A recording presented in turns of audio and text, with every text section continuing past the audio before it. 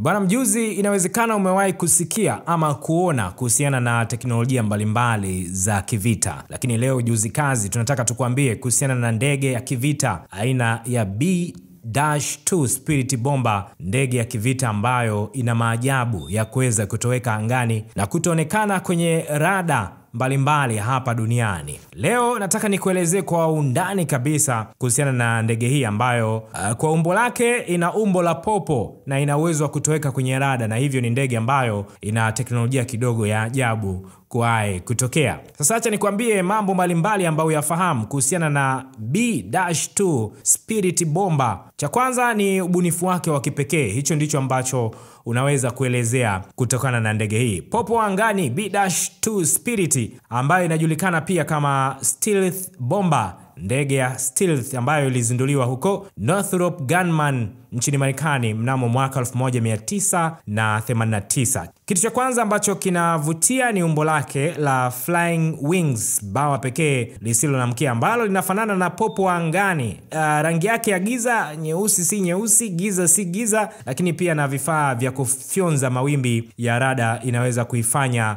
ndege hii kutoweka kwenye rada hata kwa umbali wa kilomita 100. Kitu cha pili ni uwezo wake wa kivita. Bwana, hii ndege inavamia kimya kimya, na mizigo ya bomu kwenye B-2 inaweza kubeba hadi tani 18 za mizigo, ikiwa ni pamoja na bomu za kawaida na zile za nuclear au za kulenga kwa usahihi, pressure guided bombs. Bwana, urefu wa safari, ndege hii inaweza kuruka kilomita 11,000 bila kuhitaji kujaza mafuta tena. Hii inamaanisha kwamba inaweza kuvamia sehemu yoyote duniani bila kuhitaji msaada wa kujaza mafuta njiani, kwa sababu ukiangalia kilomita 11,000 ni nyingi sana. Maana kiasi cha ufikiaji wake, bwana, hii inaweza kufikia kiasi cha 0.95, ni sawa na kilomita 1150 kwa saa, na inaruka kwa urefu wa mita 15,000 kutoka usawa wa bahari, ikiwa mbali kabisa na vitisho vyovyote ambavyo vinaweza kupatikana kwenye ardhi. Teknolojia ya stealth bana, kuinama mbele ya rada,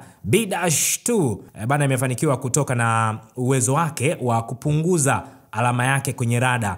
Sehemu zake zimeundwa kwa pembe maalum na inatumia vifaa vya kufyonza mawimbi ya rada, na matokeo yake inaweza isionekane ama ikaonekana kama ndege ndogo au hata haipo kabisa kwenye skrini ya rada za maadui, na ikafanya kazi yake bila kugundulika na mtu yoyote. Bana, gharama na uadimu wa B-2 ndio imeifanya ndege hii kutokuwa maarufu sana, kwa sababu kila ndege aina ya B-2 ina gharimu dola bilioni 2.1, sawa na fedha za kitanzania ni trilioni 5. Ndege moja ya B-2 ni sawa na trilioni 5.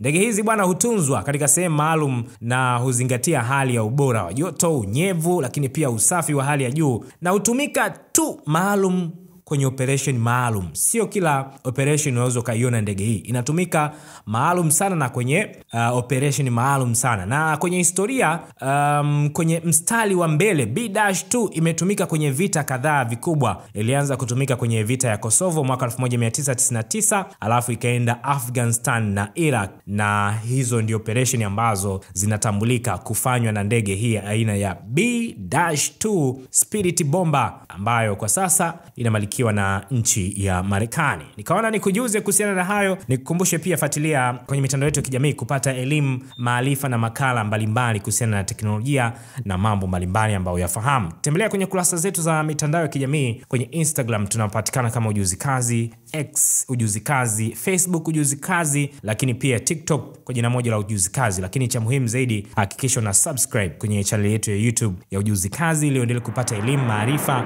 na mambo mbalimbali kutokea kwetu. Mimi naitwa Laurent Fanuel, asante, tukutane wakati mwingine.